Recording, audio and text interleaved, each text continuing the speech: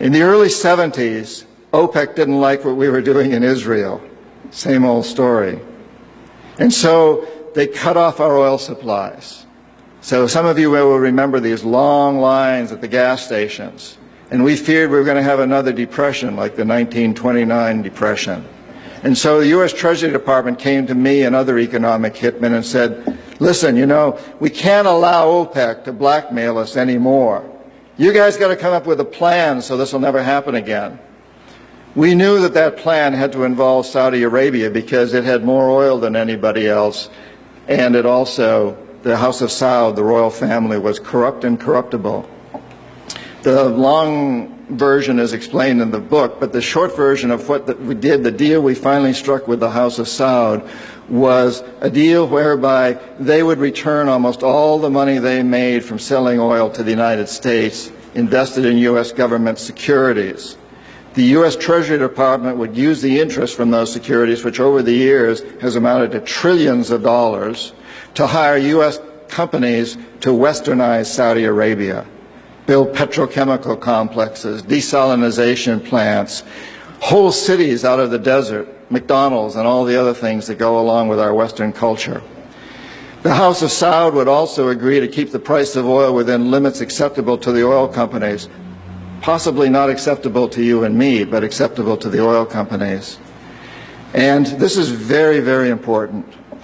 They agree that they would never, ever sell oil for anything other than U.S. dollars.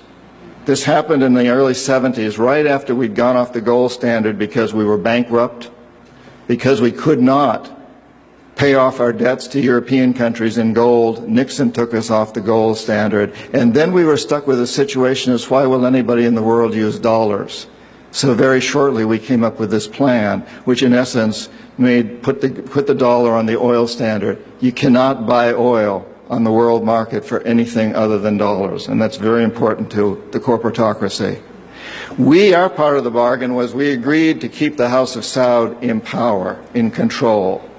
It was an amazing deal, the deal of the century. It was history-making, incredibly powerful deal that we struck with Saudi Arabia, and it's held. It's had some what the CIA calls blowback, unintended consequences. For example, one of the things that really pisses Osama bin Laden off is those McDonald's and those desalination plants and those petrochemical complexes surrounding Medina and Mecca, the two most sacred sites in Islam. And it pisses off a lot of other Muslims in Indonesia and all over the world. There's been some blowback, but on the whole, the corporatocracy looked at this as an incredible success. I had done my job. We economic hitmen did a great job with that one. So we decided that Saddam Hussein ought to accept something very similar. Now, probably a lot of you know that Saddam has been our boy for a very, very long time. You may remember Abdul Karim Qasim, who was president of Iraq in the early 60s. Qasim came up with a unique concept. He said, Iraqi oil ought to go to benefit the Iraqi people. How novel is that?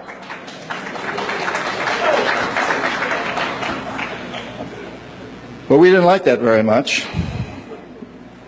He began to tax the oil companies, particularly the British and some American companies, and threatened to nationalize our oil companies. And so we decided that Qasim had to go. The CIA sent an assassination team. It was headed by a man who was still going through high school, an Iraqi citizen who was still going through high school.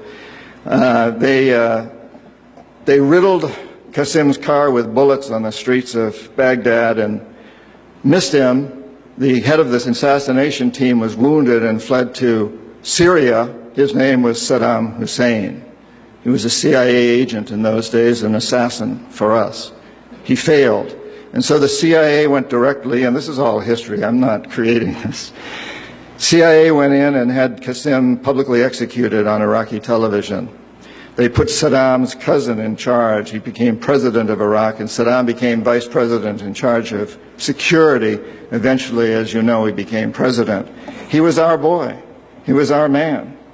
And so and we sold him a lot of, and gave him a lot of tanks. We built him, Bechtel built him big chemical, I don't know, my father-in-law was chief architect at Bechtel, built Saddam big chemical plants that were used, and we knew that they were used to make mustard gas and other chemical weapons that were being employed against the Kurds and later the Iranians. We knew this, but we sold him these things.